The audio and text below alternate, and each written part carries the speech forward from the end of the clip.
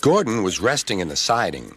Sometimes he thought, it's really tiring to be such a large and splendid engine. One does have to keep up appearances so.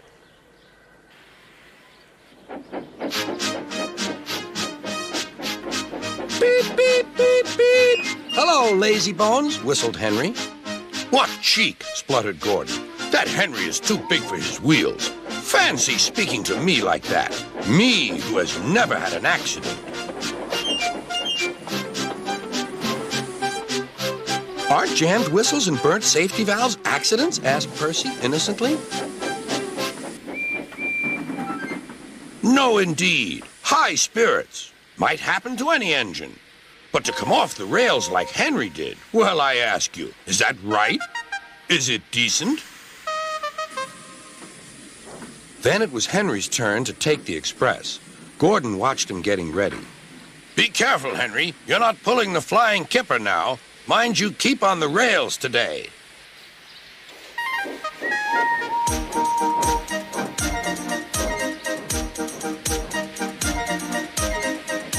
Henry went off in a huff, and Gordon yawned and went to sleep. But not for long.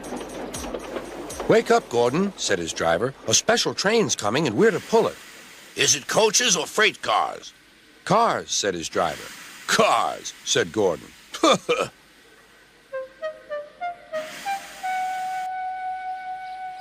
Gordon's fire was slow to start, so Edward had to push Gordon to the turntable to get him facing the right way. I won't go! I won't go! Grumbled Gordon. Don't be silly! Don't be silly! Puffed Edward. At last, Gordon was on the turntable. The movement had shaken his fire. It was now burning nicely and making steam. Gordon was cross and didn't care what he did. He waited till the table was halfway round. I'll show them, he hissed. He moved slowly forward to jam the table, but he couldn't stop himself and slithered into a ditch. Whoosh! He hissed.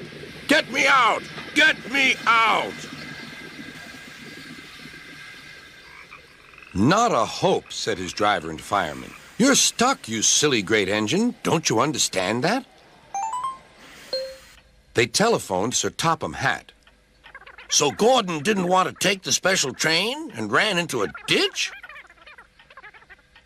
What's that you say? The special's waiting? Tell Edward to take it, please, and Gordon, leave him where he is. We'll get him out later. On the other side of the ditch, some little boys were chattering. Oh, doesn't he look silly? They'll never get him out. They began to sing. Silly old Gordon fell in a ditch, fell in a ditch, fell in a ditch. Silly old Gordon fell in a ditch, all on a Monday morning. Gordon lay in the ditch all day. Oh dear, he thought, I shall never get out. But that evening they lifted Gordon and made a road of sleepers under his wheels to keep him from the mud.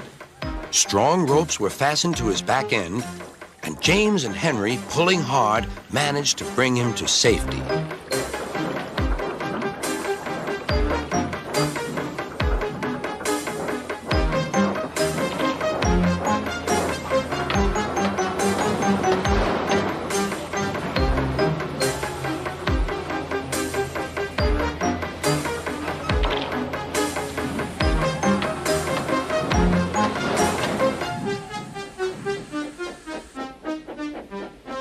Late that night, Gordon crawled home, a sadder and wiser engine.